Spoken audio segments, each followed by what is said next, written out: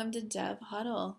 So in this video, we're just gonna have a very basic intro into the terminal. What is it, and how to navigate around our file system using what's called the terminal on a Mac specifically. So to find the terminal on your Mac, we're gonna get our search bar up, which is just Command Spacebar, and then we're gonna search for the keyword terminal. And it should pop open something that looks similar to this. Yours might look a little different, but these commands should work regardless of what you see. If it looks a little different, that's fine.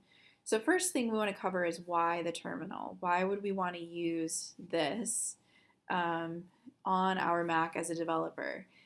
So at a base level, where we are today, like if you're just starting out, it's a great way to speed up your development process. We are always looking for shortcuts and quicker ways to enhance our development lifecycle, right? And to get faster and more efficient. And so using the terminal will make you faster and more efficient. That's at the base level. Beyond that, as you get more advanced, you're probably going to find use cases to do scripting that has to do with the shell. Depending on the types of projects you work on, and the pieces of those projects that you work on. So the terminal itself, the concept of using the terminal is really robust. But to start out, you just want to get really comfortable with navigating and moving around, finding files, making files from the terminal or from the command line. So the first command we're going to learn is pwd, which just means present working directory. So if I type that and hit enter, that tells me where I am. And this is also known as your root directory. And a couple indicators, this should be your username. And also you should see a tilde. That tilde is root. It's your root.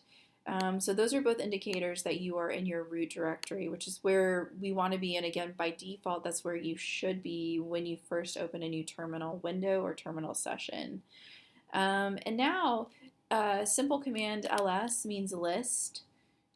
And that gives us all of the directories that are available to us inside of our current directory, which in this case is our root directory because that's where we are currently. And so if I wanted to start moving around, let's say I wanted to go into this dev folder that I see, I could totally do that. I could say cd, that's what we use to move up and down in the directories or the folders, cd dev. And that will put me into, notice I've moved down a level into my dev directory.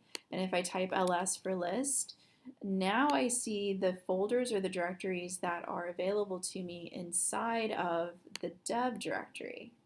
If I wanted to go up a level, I can do that. I just, again, same keyword cd, and then type 2 dots. And what that does is it will take you up one folder.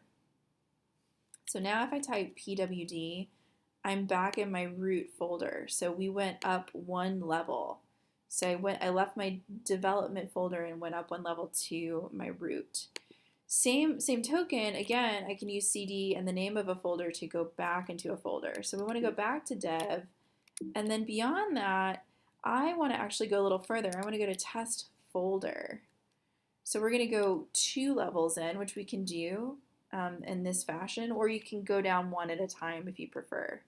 And so now if I type pwd, notice I'm down 2 levels from my root directory, right? I've gone 1, 2 levels down. A cool shortcut for the cd command is if you just type the keyword cd, it will automatically take you back to your root directory, regardless of how many levels down you are in the folder structure or the directory structure. So just typing the keyword cd will take you back to your root.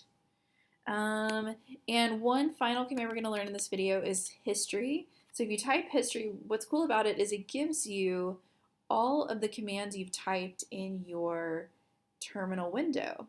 Isn't that cool? So like maybe you forgot one that you wanted to do again, or maybe you forgot something that you ran that you want to double check. History is a great way to do that, just to kind of see what you have run.